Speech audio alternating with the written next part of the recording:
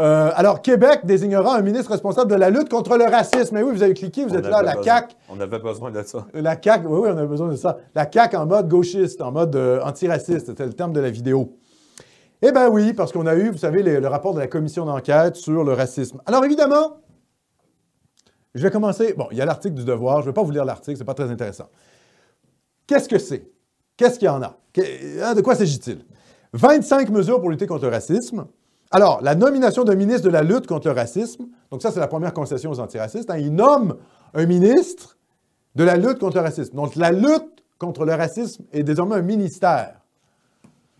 Bon, hein, moi, c'est plutôt la lutte contre le grand remplacement qu'il faudrait mettre, hein, plutôt que contre le racisme. Dans cet article, qu'est-ce qu'on apprend? On apprend que le cours ECR, le cours éthique et culture religieuse, hein, vous savez qu'il allait être rénové parce qu'il était trop multiculturaliste, eh bien, il va avoir un volet antiraciste. Donc, on va former à l'antiracisme nos enfants. Ah, ben c'est génial. Ça, c'est un parti qui se dit nationaliste à la CAQ. Nationaliste, nationaliste, de rien du tout. Interdiction des interpellations policières aléatoires. Interdiction des interpellations policières aléatoires. Alors ça, c'est plus problématique. Parce que ça, qu'est-ce que ça veut dire? Ça veut dire que les flics ne pourront plus faire leur boulot. Ils voient un type louche. Ah oui, mais c'est un type louche racisé. Donc, on ne peut pas l'interpeller, parce que sinon, on va devenir raciste. Donc ça, c'est le début de la fin sur le plan de la sécurité. Hein. Ça signifie que les grands centres urbains vont devenir de plus en plus en proie à la violence des racailles, puisque les racailles ne vont plus craindre la police. Donc là, on est dans le cas français, où les flics ne peuvent plus faire leur boulot. On n'est pas encore là, mais la tendance est vers ça. L'antiracisme, ça mène à ne pas pouvoir arrêter les racailles parce qu'ils sont racisés. Donc, c'est le début de l'insécurité pour les honnêtes gens. Comprenez? C'est le début de l'insécurité pour les honnêtes gens parce qu'on ne peut pas faire en sorte que les flics fassent leur boulot envers les crapules racisés. Comprenez? Donc, c'est très grave, en fait, ça.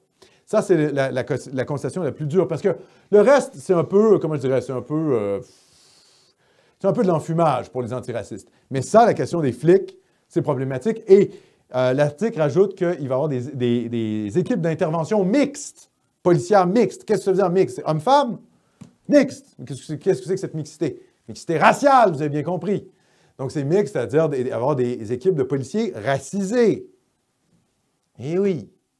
Hein, c'est le grand remplacement des flics, maintenant. Après le grand remplacement de la population, c'est le grand remplacement des flics.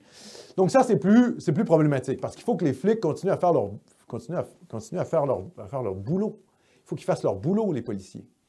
Parce que sinon, la situation sécuritaire, je dis ça notamment pour les femmes, hein. Les premières à souffrir du fait qu'il n'y ait pas d'ordre dans la rue, notamment en France, c'est les femmes blanches, qui sont les premières victimes des racailles. Parce qu'à la limite, les bonhommes, ils peuvent se défendre.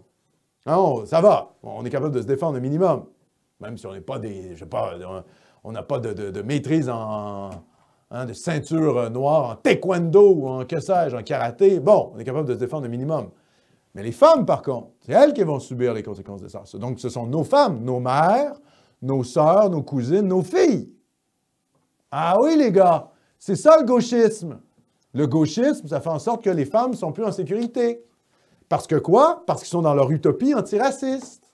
Hey, l'utopie antiraciste, le réel est un petit peu plus dégueulasse.